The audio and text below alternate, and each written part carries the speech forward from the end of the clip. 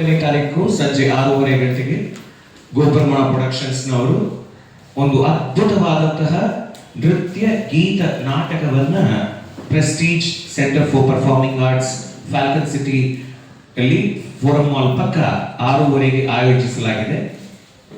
ಈ ಒಂದು ಇದರ ಉದ್ದೇಶ ಏನಂದ್ರೆ, ಪಶ್ಚಿಮ ವಾಹಿನಿಯಲ್ಲಿ ಒಂದು ಅದ್ಭುತವಾದಂತಹ ಶ್ರೀ ವೇಣುಗೋಪಾಲ ಸ್ವಾಮಿಯ ದೇವಸ್ಥಾನವಿದೆ.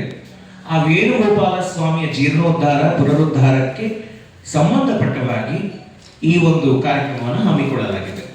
ಇದರ ಮುಖೇನ ಬರುವಂತಹ ಎಲ್ಲ ಪ್ರತಿಯೊಂದು ಧನ ಸಹಾಯವನ್ನು ಆ ದೇವಸ್ಥಾನ ಮತ್ತು ಪರಿಸರಕ್ಕಾಗಿ ನಿಯೋಜಿಸಲ್ಪಡಲಾಗ್ತಿದೆ. ಏಕೆಂದ್ರೆ ಈಗಾಗಲೇ ಗೊತ್ತು, ಈ ವರ್ಷ save the soil save earth ಎಲ್ಲ ಬರ್ತಾ ಇದೆ. ಈಗ ಕಾವೇರಿಯನ್ನು ಕೂಡ ನಾವು ಪರಿಶುದ್ಧ ಮಾಡಿ ಹಾಗೆ ಆ ದೇವಸ್ಥಾನದ ಜೀರ್ಣೋದ್ಧಾರಕ್ಕೆ, ಪಶ್ಚಿಮ ವಾಹಿನಿ ಅಂದ್ರೆ ಕೆಲವರಿಗೆ ಆ ದೇವಸ್ಥಾನ ಇದೆ ಅಂತ ಎಷ್ಟೋ ಜನರಿಗೆ ಗೊತ್ತಿರಲ್ಲ. ಸೊ ಈ ಒಂದು ನಿಟ್ಟಿನಲ್ಲಿ ಅದರ ಕತೆ ಸುಮಾರು 250 ವರ್ಷಗಳ ಹಿಂದೆ ಒಬ್ಬ ಶ್ರೀನಿವಾಸ ಅಯ್ಯಂಗಾರನ್ನವರು ಕೊಡಗಿನಿಂದ ಬಂದು ಅವರು ಒಂದು ಮಧ್ಯಾಹ್ನ ಒಂದು ಅಶ್ವತ್ಥ ಮರದ ಕೆಳಗಡೆ ಇದ್ದಾಗ ಅವರ ಕನಸಲ್ಲಿ ವೇಣುಗೋಪಾಲ ಸ್ವಾಮಿ ಬಂದು, ನಾನು ಇಲ್ಲಿದ್ದೀನಿ, ನನ್ನ ಹೊರಗಡೆ ತೆಗಿ ಅಂತ ಹೇಳ್ತಾರೆ. ಇದು ಸತ್ಯ ಘಟನೆ.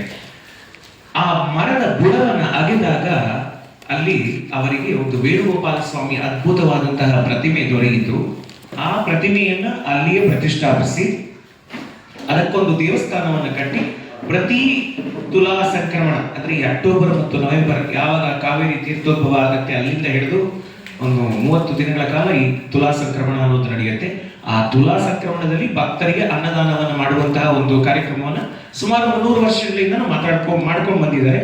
ಅದನ್ನ ಇವರ ಅದೇ ಸಂತತಿಯಿಂದ ಬಂದಂತಾಗಿರ್ತಕ್ಕಂಥ ರೂಪಧರ ಸ್ವಾಮಿ ಅವರು ನೆರವೇರಿಸ್ಕೊಂಡು ಹೋಗ್ತಾ, ಆ ಒಂದು ನಿಟ್ಟಿನಲ್ಲಿ ಆ ಕತೆ ಎಲ್ಲರಿಗೂ ಗೊತ್ತಾಗ್ಲಿ, ಈ ವೇಣುಗೋಪಾಲ ಸ್ವಾಮಿಯ ಕತೆ ಗೊತ್ತಾಗ್ಲಿ, ಹೇಗೆ ಬಂತು ಹೇಗೆ ಆಯಿತು ಅನ್ನೋದನ್ನ ಇದರ ಮೇಲೆ ಆಧಾರಿತವಾಗಿ ನಾನು ಬದರಿ ದಿವ್ಯಭೂಷಣ್ ಮತ್ತು ನನ್ನೊಂದಿಗೆ ಶ್ರೀಮತಿ ಪೂರ್ಣಿಮಾ ಗುರುರಾಜ ಇಬ್ಬರು ಸೇರಿ ಈ ಒಂದು ಗೀತ ನೃತ್ಯ ನಾಟಕವನ್ನ ನಿರ್ದೇಶಿಸಿ ಸುಮಾರು 100ಕ್ಕೂ ಹೆಚ್ಚು ಕಲಾವಿದರನ್ನ ಒಳಗೊಂಡು ನಾವು ಇದನ್ನ 6:30 ಗಂಟೆಗೆ ಇಂದ 8 ಗಂಟೆ 19ನೇ ತಾರೀಕು ಜನವರಿ ಪ್ರಸ್ತುತಪಡಿಸ್ತೀವಿ.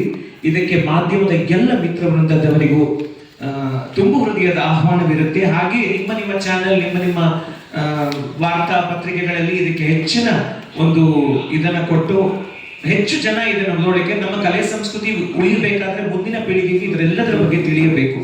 ನಮ್ಮ ಭವ್ಯ ಪರಂಪರೆ, ಸಂಸ್ಕೃತಿ, ನಮ್ಮ ಭಾಷೆ, ಇದೆಲ್ಲದರ ಬಗ್ಗೆ ಅಚ್ಚುಕಟ್ಟಾಗಿ ತಿಳಿಬೇಕಾದ್ರೆ, ಮನವರಿಕೆ ಆಗ್ಬೇಕಾದ್ರೆ, ಯಾಕಂದ್ರೆ ಈಗಿನ ಒಂದು ಯುವ ಪೀಳಿಗೆ ಪಾಶ್ಚಿಮಾತ್ಯ ಜಗತ್ತಿಗೆ ಮಾರು ಹೋಗ್ತಾ ಇದೆ.